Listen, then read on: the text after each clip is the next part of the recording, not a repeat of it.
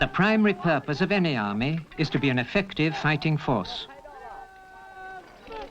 We stayed for nearly a week at this particular army base, which is fairly close to Peking. A number of other Western reporters have made briefer visits here, and this at first made me suspect it was something of a showcase. But after seeing the army in operation in a number of other places, I concluded that this base was quite representative. While with the PLA, we came in for many surprises. I never saw a soldier salute an officer. Officers wear no insignia or special uniforms.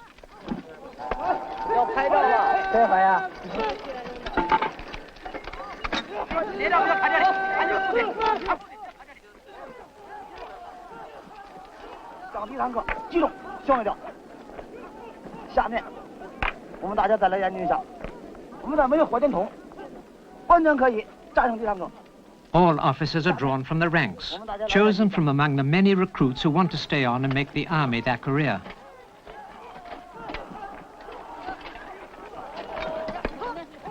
There's a saying in the army: officers teach soldiers, soldiers teach officers. I took this to be nothing more than just a good slogan, until one day at rifle drill I saw a young soldier apparently telling an officer what to do.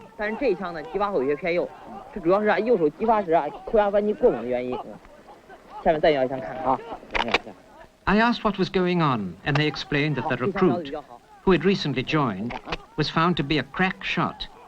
So here he was, instructing his instructor. No one thought this in the least odd. Criticism goes both ways too. During mortar practice, I noticed that one group had called a halt. We found, when we went up to them, that their officer was answering complaints by his men about the way he had been giving his orders. He is replying to this criticism by saying that the men should be more flexible.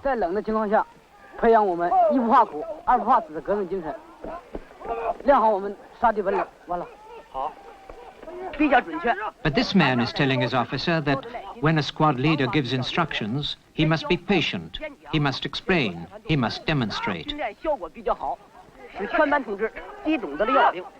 This unusual officer-man relationship does not appear to affect discipline. The Chinese army is one of the most disciplined armies I have ever seen.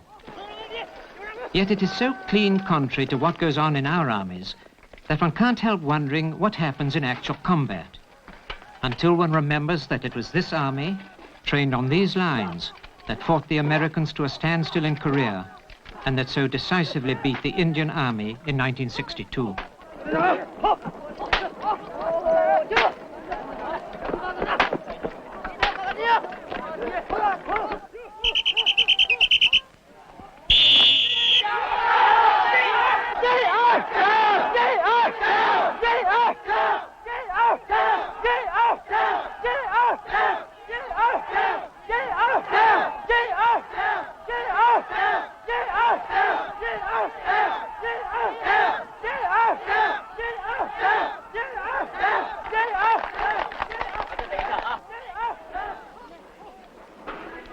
Officers and men appear to be on an equal footing socially and politically.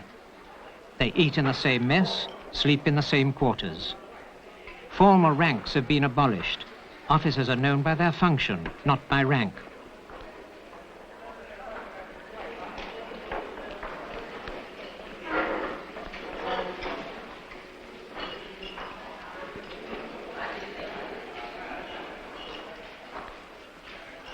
Pay is nominal. Enlisted men are paid the equivalent of $2.40 a month, and an officer earns $8 a month. Thus, a career in the Chinese army does not imply a privileged life.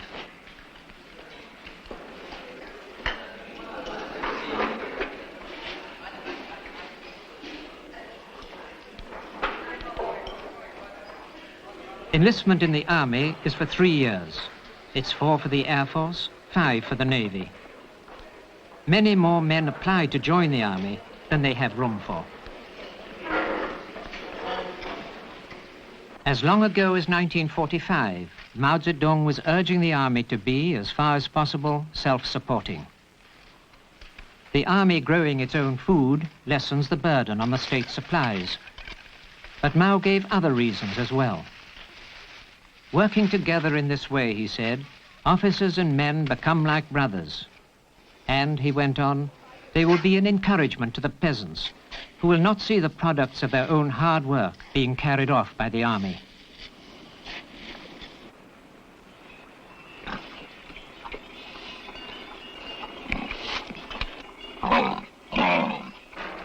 Making their own bean curd from soya beans, a common food in China.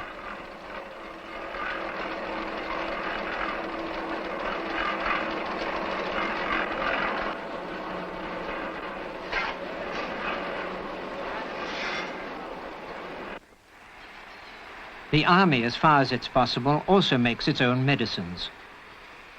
Almost none of the recruits are married, but officers' wives, even the wife of the divisional commander, work in the pharmaceutical factory attached to the divisional headquarters.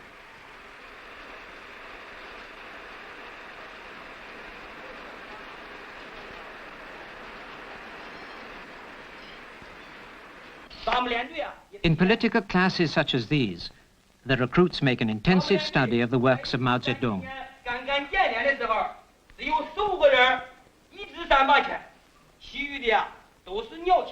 From the very beginning, Mao laid down the principle that the Chinese army must always remain under party control, and that an army's political understanding and morale is more important than technique and weaponry.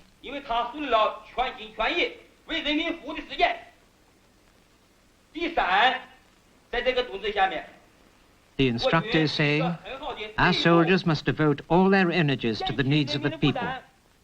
We must be willing to work hard. This is what enabled us to win our victory in the revolution.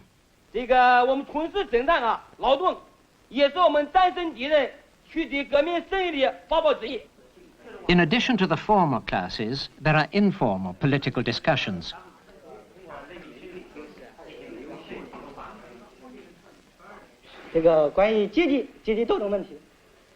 This officer is saying, our subject is the class struggle. That is what we will discuss today.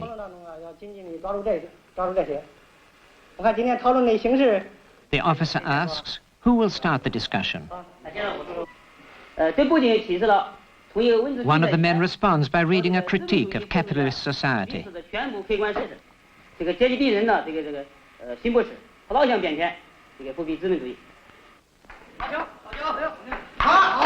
In the evenings, the troops relax. The divisional commander plays ping pong with one of the young recruits.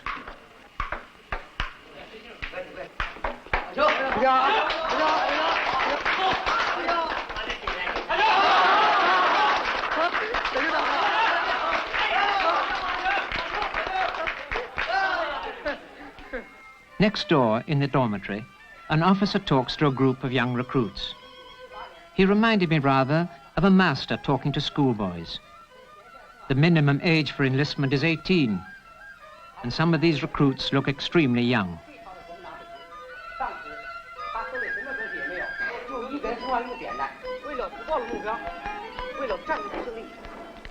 An officer takes his turn cutting the men's hair.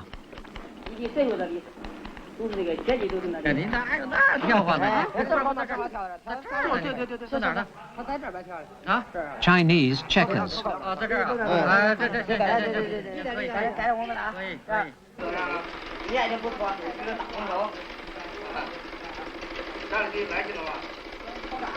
Soldiers help each other with some of the minor chores like mending uniforms or repairing shoes.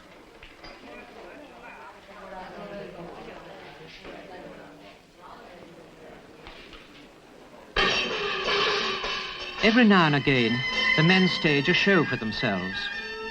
All the numbers we saw had some political connotation.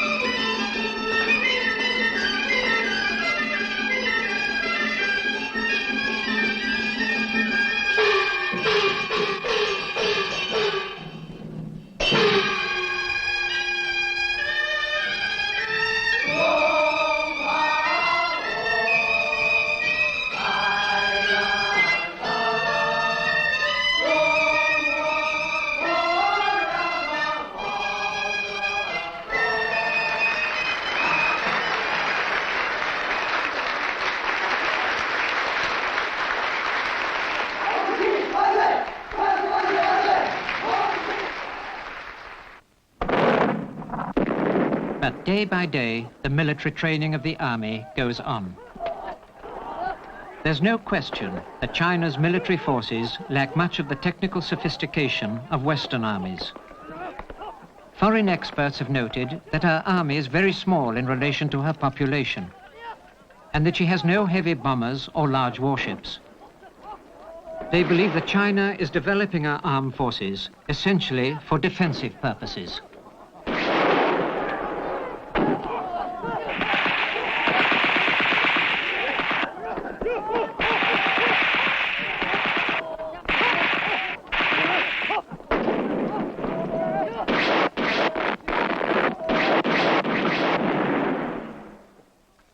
These tanks are made in China.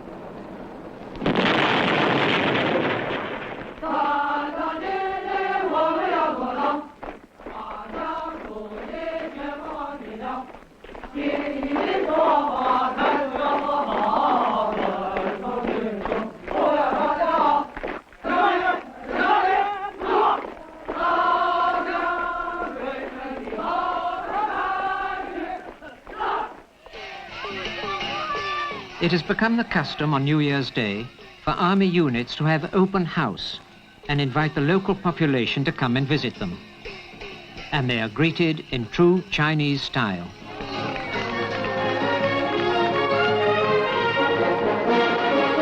Whatever the army may lack in size or sophisticated weaponry, there seemed to me no doubt that the Chinese have a genuine affection for their army and enormous confidence in its defensive capabilities. In the last analysis, it is this unity of army and people that gives China its strength.